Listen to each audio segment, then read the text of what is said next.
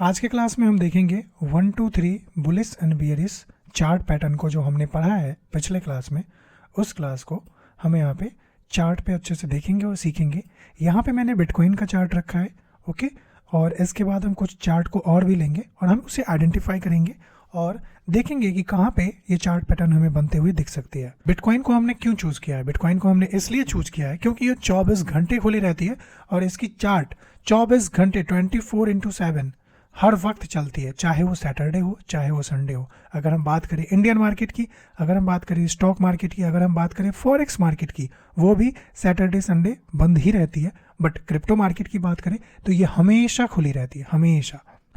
तो इसीलिए मैंने इसे चूज़ किया है और यहाँ पे इस चार्ट पे हम सीखेंगे, आइडेंटिफाई करने की कोशिश करेंगे कि कहाँ पे 1 2 3 bullish and bearish trend reversal chart pattern बनी है। और इस क्लास में दोनों की बात करें तो पहले हम बुलिश की बात करेंगे, बुलिश 1 2 3, ओके।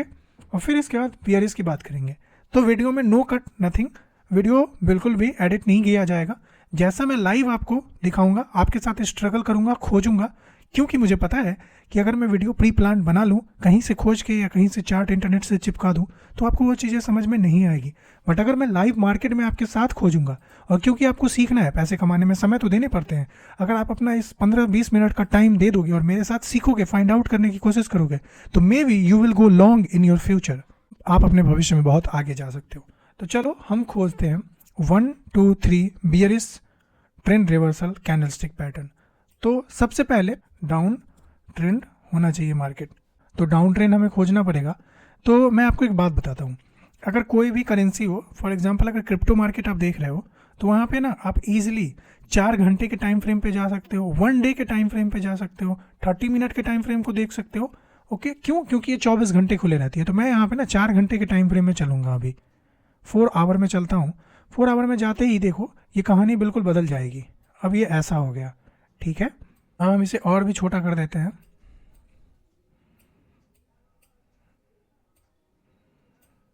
ध्यान से देखो, ये 4 आवर का टाइम फ्रेम है। एक एक कैंडल 4-4 घंटे की है। ये वाला जो कैंडल है, रेड वाला जो आप देख रहे हो यहाँ से यहाँ तक, ये 4 घंटे की कैंडल है। फिर ये नेक्स्ट कैंडल, ये भी 4 घंटे की कैंडल है। और ये जो छोटी वाली आपको डोजी दिख रही है, स्पिनिंग टॉप, ये भी 4 घंटे की कैंडल है। मतलब सोचो कि किसी इंसान ने बाई चांस यहाँ पे ट्रेड लिया होगा, वो 4 घंटे तक उसने ट्रेड में होल्डिंग करी होगी, उससे कोई फ़ायदा नहीं हुआ होगा। जहाँ से ऊपर गया वहाँ से नीचे आया, ठीक है। क्योंकि स्पिनिंग टॉप और डोजी का मतलब ही होता है कि मार्केट में कोई सेंटीमेंट नहीं है और हम उसके बारे में बातचीत भी नहीं करेंगे, हमें कुछ और देखना था। तो क्या 4 घंटे के टाइम फ्रेम पे आपको वो दिख रहा है, हाँ या ना? हमें 1 2 3 bullish and bearish trend reversal chart pattern के बारे में पढ़ना है, ठीक है। इवनिंग स्टार, मॉर्निंग स्टार को मैं यहाँ से डिलीट करता हूँ, ठीक है। इससे भी डिलीट करता हूँ, ये सारी चीज़ें। तो क्या 4 घंटे में हमें नज़र आ रही है? मेरा जवाब है नहीं, नहीं नज़र आ रही। आ सकती है बहुत मेहनत से खोजने पे, बट 4 घंटे तक मुझे नहीं लगता कि कोई वेट भी करता होगा। तो अब हम 30 मिनट में चलते हैं। 30 मिनट में चलते ही चार्ट फिर अटपटा हो जाएगी, तो फिर इसे हम ऊपर नीचे करके बिल्कुल सेट करेंगे अपने तरीके से, ओके। अच्छा, आपने अगर डे 1 से देखी होगी तो मैंने आपको बताया था कि समय आएगा कि धीरे धीरे चीज़ें बोरिंग होने लगेगी, तो आपको उस वक्त घबराने की जरूरत नहीं है। अच्छा, एक डाउन ट्रेंड हमें दिख गया 30 मिनट के टाइम फ्रेम पे। 30 मिनट के टाइम फ्रेम पे आप देखो कि एक डाउन ट्रेंड दिख रहा है, बहुत ही बेहतरीन डाउन ट्रेंड दिख रहा है। देखो 1 2 3 में पहला मूव क्या हमें मिल पा रहा है? नहीं, यहाँ पे भी नहीं मिल पा रहा है। तो 30 मिनट में भी ना कुछ मिल नहीं रहा है, तो हम 15 मिनट में चलते हैं। 15 मिनट में देखते हैं कहीं कुछ अच्छे से मिल जाए।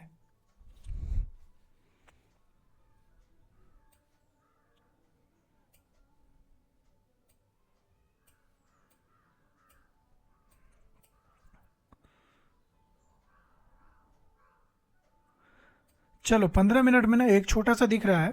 अब उसे हम देखते हैं और एनालाइज करने की कोशिश करते हैं। सबसे पहले तो आपको क्या दिखा? डाउन ट्रेंड दिखा, ओके। ये है डाउन ट्रेंड, ब्लैक कलर का कर देता हूँ। एक डाउन ट्रेंड दिखा, ठीक है। फिर क्या दिखा? फिर एक सेकंड लाइन ही है, ये फर्स्ट लाइन है। ये डाउन ट्रेंड था, ये फर्स्ट लाइन है।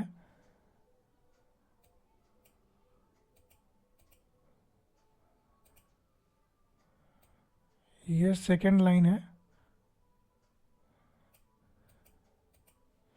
ठीक है, और ये थर्ड लाइन है।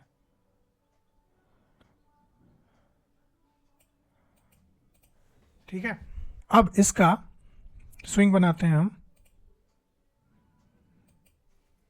ये यहां से इस स्विंग से ये वापस गिरने की कोशिश करी है, तो यहां पे एक लाइन मैंने बना दिया इस स्विंग के पास।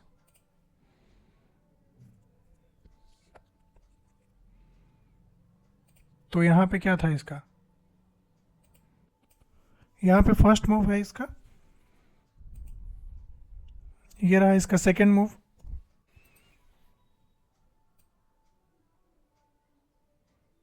ये है सेकेंड मूव, और यहाँ पे इसका है ये वाला जो लाइन है, ये थर्ड मूव है।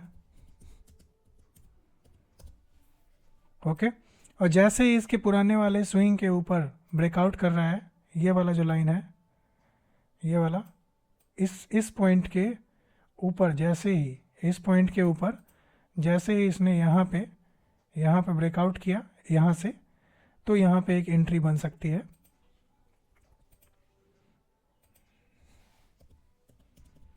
एंट्री,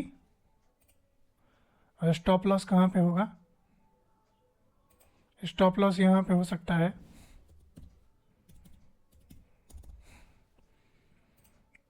स्टॉप लॉस के पॉइंट पे डाल देता हूँ, वहाँ पे स्टॉप लॉस, एंट्री यहाँ पे।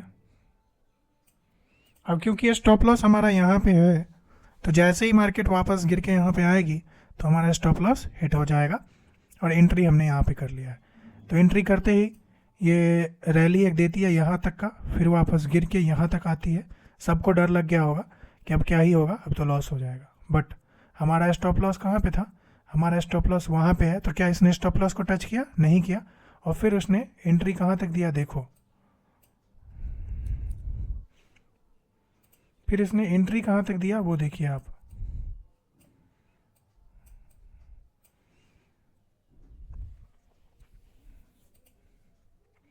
लंबा रैली है, यहाँ तक दिया, और एंट्री कहाँ पे था, यहाँ पे ऑलमोस्ट 97,000 पे एंट्री थी, और टारगेट कहाँ तक की मिली, 1 लाख तक की। ओके, अच्छा, अब आप ये पूछोगे कि 1 लाख पे हम क्यों ही एग्जिट करें, कैसे हमें पता चलेगा कि 1 लाख ही टारगेट है। तो आपको मैंने ये चीज़ बहुत बार समझा रखा है कि कैसे पता चलेगा कि हमें टारगेट हिट कहाँ करना है या प्रॉफिट बुक कहाँ करना है। तो सबसे पहले आपको मैंने बताया था कि पुरानी बार मार्केट जहाँ से गिरी होती है वहाँ पे एक ज़रूर सपोर्ट रेजिस्टेंस बना के रखिए। तो मेरे ख्याल से आपको आपका आधा से ज़्यादा 80% प्रॉफिट तो यहीं पे बुक कर लेना था, यहाँ पे इस जगह पे, ठीक है, बाकी छोड़ देना था। जैसे ही ऊपर गई तो आपकी मर्जी, 1 लाख राउंड लेवल है, टच करते ही आप बुक कर सकते थे। राउंड लेवल पे 1 लाख पे जैसे ही बुक करते तो पूरा बुक हो जाता, नहीं भी बुक होता तो ये वापस गिर के आपका स्टॉप लॉस यहीं पे होता, क्योंकि यहाँ पे 80% बुक करके और ट्रेल एसएल आपको यहीं पे कर देना था। वापस जब गिर के आती तो नीचे आपका एसएल हिट हो जाती। तो देखो, मैं आपको एक बात कहना चाहता हूँ, ये ना परफेक्ट अगर नहीं भी है ना 1 2 3, तो मैं आपका कंसेप्ट क्लियर करना चाहता हूँ। देखो, हमने 15 मिनट के टाइम फ्रेम पे खोजा 1 2 3 bullish trend reversal chart pattern. Okay, आप इसे 1 डे के टाइम फ्रेम पे खोज सकते हो, आप इसे 30 मिनट के टाइम फ्रेम पे खोज सकते हो, आप इसे 45 मिनट के टाइम फ्रेम पे खोज सकते हो, और बिटकॉइन ही नहीं किसी भी स्टॉक्स में खोज सकते हो, बैंक निफ्टी में बना सकते हो, निफ्टी में बना सकते हो, किसी भी चीज़ में देख सकते हो। आपके लिए मैं कोशिश करता हूँ कि निफ्टी या बैंक निफ्टी में खोजने का, चलो आपके लिए मैं ट्राई करता हूँ निफ्टी या बैंक निफ्टी में खोजने का, बट मुझे बहुत कम ही चांस लगता है कि अपने इंडियन मार्केट में ये बनता होगा। फिर भी देखते हैं। हाँ, दिखा एक, चलो यहीं पे दिख रहा है। यहाँ पे एक ट्रेंड लाइन ड्रॉ करेंगे हम, ट्रेंड लाइन। ये क्या हुआ, डाउनवर्ड डायरेक्शन में आया, ये एक डाउनवर्ड डायरेक्शन आया, यहाँ पे एक स्विंग लो है, स्विंग लो है तो हम सबसे पहले क्या करेंगे, हॉरिजेंटल लाइन बना के यहाँ से नीचे का कर लेते हैं, यहाँ पे एक सपोर्ट बना देते हैं। फिर इसने क्या किया,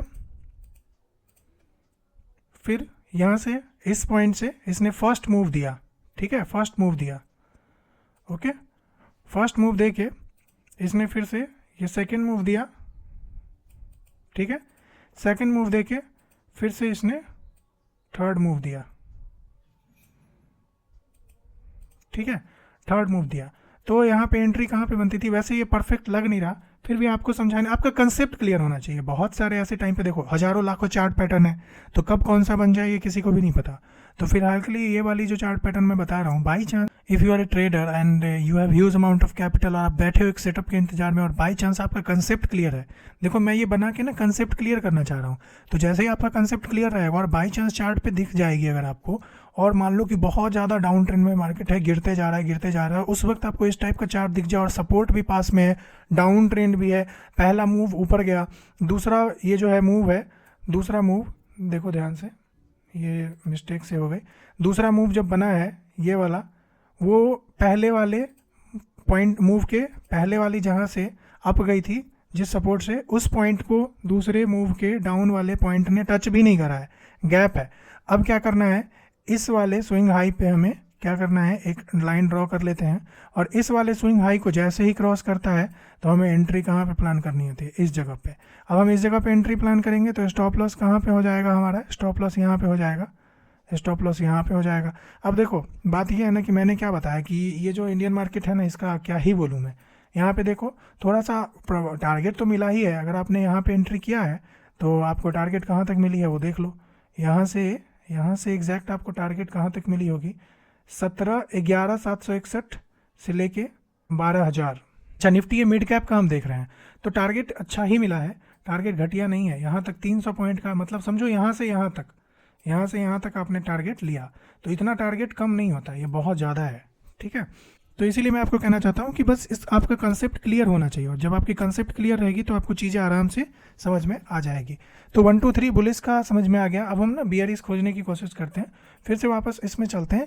ये इसमें लाइव बनती रहती है ना, परफेक्ट बनती है, क्योंकि इसमें पूरी दुनिया की वॉल्यूम है, यहाँ पे पूरे वर्ल्ड की वॉल्यूम है। तो जब वर्ल्ड की वॉल्यूम होगी ना, तो वहाँ पे मैनिपुलेशन का चांस बहुत कम होता है, क्योंकि कितने ज़्यादा लोग ही मैनिपुलेट कर लेंगे। अगर मान लो कि फॉर एग्जांपल इंडियन मार्केट है, तो इंडियन मार्केट है तो सिर्फ इंडिया के ही लोग वहाँ पे होंगे।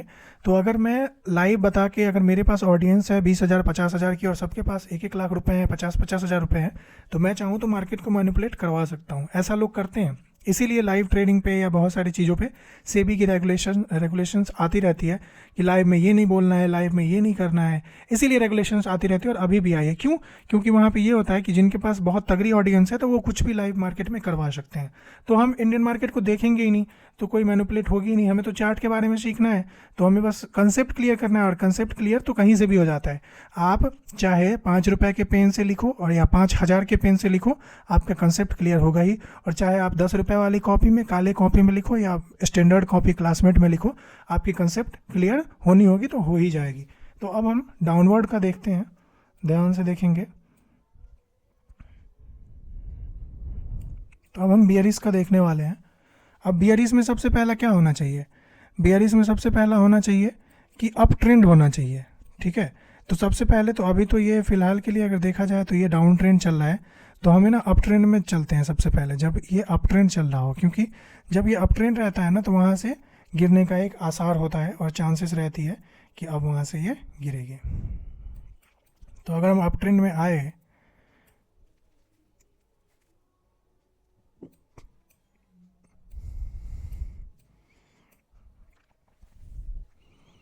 ओके, मान लो कि ये अप ट्रेंड चल रहा है, या अच्छा इसमें भी तो हम देख सकते हैं ना, इसमें भी तो हम देख सकते हैं, और ये बहुत ही ज़्यादा अप ट्रेंड चल रही है इसमें।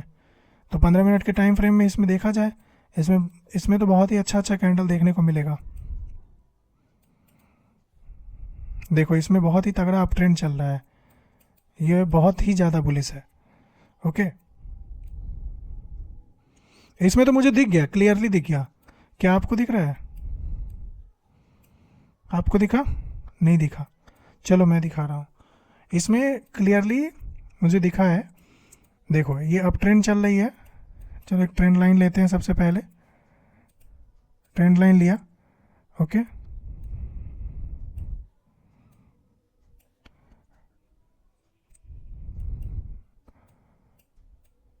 ये अप ट्रेंड है, यहाँ पे एक पॉइंट, फिर वहाँ से ये क्या करता है, वहाँ से ये नीचे आता है, कहाँ तक आता है? यहाँ तक आता है, ठीक है। और फिर क्या होता है, यहाँ से वहाँ तक आता है, और फिर यहाँ से ना ऊपर जाने की कोशिश करता है, ठीक है। तो ये वाला जो लाइन है, ये वाला जो इसका मूव है ना, ये फर्स्ट मूव है, ये इसका फर्स्ट मूव है। ओके, ये वाला जो इसका है ये सेकंड मूव है, ये वाली सेकंड मूव है। और अभी हम थर्ड मूव बनाएंगे। ये इस वाले स्विंग से ये वापस नीचे तक आ जाती है। तो इसमें आपका एंट्री कहाँ तक बन सकता है इसमें? तो ऑब्वियस सी बात है, स्विंग लो, यहाँ पे एंट्री बन जाएगा, ENTRY एंट्री हो जाएगी। क्योंकि इस वाले लाइन को इस वाले स्विंग लो के सामने जैसे ही इसने क्रॉस किया है तो हम एंट्री वहाँ पे कर सकते हैं। स्टॉप लॉस कहाँ पे हो जाएगा? यहाँ पे हो जाएगा SL। स्टॉप लॉस इस पॉइंट पे हो जाएगा, इस स्विंग हाई पे। अच्छा, इस स्विंग हाई पे ना मैं एक लाइन खींच देता हूँ यहाँ से, ताकि हमें देखेंगे कि क्या हमारा, अगर आपने यहाँ पे एंट्री लिया, ट्रेड पंच किया, तो क्या हमारा स्टॉप लॉस हिट हुआ? क्या ये चार्ट पैटर्न सच में काम करती है? क्या ये वर्क करती है? क्या 1 2 3 bearish trend reversal chart pattern काम करती है? जब मार्केट अप ट्रेंड होता है लगातार, ये देखो बहुत ही तगड़ा अप ट्रेंड था, बहुत तगड़ा अप ट्रेंड था, बहुत ही लंबा ऊपर आ रहा है। ठीक है, तो हम देखते हैं कि हमारा SL हिट होता है या नहीं होता है, या हमें टारगेट मिलती है या नहीं मिलती है।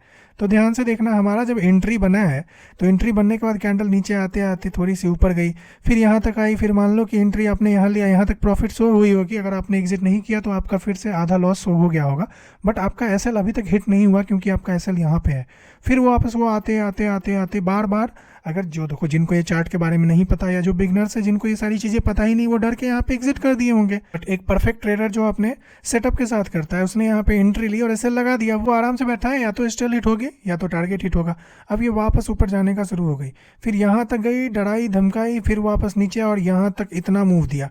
अब ध्यान से देखो हमें कितना मूव मिला, हमें बहुत ज़्यादा मूव मिल गया है। हमने यहाँ पे 28.68 पे एंट्री की थी और ये आई 28.48, और ध्यान से देखो तो और भी नीचे आई है, यहाँ तक आई है 28.34, मान लो 28.41, ऑलमोस्ट 400 पिप्स का आपको प्रॉफिट यहाँ पे दिख रहा था। ठीक है, तो बस हमारा कंसेप्ट क्लियर होना है। देखो क्या इसने SL हिट कराया? क्या नहीं हिट कराया, अभी तक हिट नहीं कराया। और कौन सा ऐसा इंसान होगा जो यहाँ पे प्रॉफिट अपना बुक नहीं करेगा? मुझे तो नहीं लगता। अगर यहाँ पे किसी ने प्रॉफिट बुक नहीं करी तो फिर वो ट्रेडर नहीं है, क्योंकि आप ध्यान से देखो कि यहाँ पे इतना डाउनवर्ड डायरेक्शन होने के बाद यहाँ पे सेम आप देखो कि आपका ये 1 2 3 फिर से आ गया। ट्रेंड लाइन लेते हैं और ये आया यहाँ तक। ठीक है, अब ये आया यहाँ तक, फिर इसने ऊपर यहाँ पे स्विंग हाई बनाया, फिर स्विंग हाई से इसने एक यहाँ पे एक लो बनाया। ठीक है, और फिर यहाँ से बूम। अब यहाँ पे एंट्री कहाँ बन जाती? अब यहाँ पे एंट्री बन जाती यहाँ पे, इस जगह पे। ठीक है, इस जगह पे क्या बन जाता? एंट्री बन जाता। SL कहाँ हो जाता? स्टॉप लॉस कहाँ हो जाता? स्टॉप लॉस यहाँ हो जाता, SL। अब देखो इतना छोटा SL है, फिर भी किसी इंसान को ये डर लगेगा कि SL हिट ना हो जाए। और चलो SL पे ना मैं यहाँ पे एक लगा भी दे रहा हूँ, क्या वो SL हिट हो रही है? नहीं हो रही है। यहाँ पे जिसने एंट्री लिया उसे टारगेट यहाँ तक की दिखी है, समझ रहे हो? तो बस चार्ट की प्रैक्टिस होनी चाहिए। कोई भी समझदार इंसान जब इतना ज़्यादा मिलेगा उसे टारगेट, तो वो आराम से प्रॉफिट बुक करेगा। और प्रॉफिट बुक करने का क्या फर्स्ट रूल था?